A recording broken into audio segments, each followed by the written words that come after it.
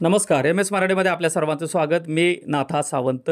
संपूर्ण महाराष्ट्राचं लक्ष लागून राहिलेल्या माढा लोकसभेतील विजयी उमेदवार धैर्यशील भैया मोहिते पाटील यांचा विजय निश्चित झाल्यामुळे टेंभुर्णीतील कार्यकर्त्यांनी गुलालाची उधळण करत व फटाक्याची आतिषबाजी करत उत्साह पूर्ण वातावरणात आपला जल्लोष साजरा केला.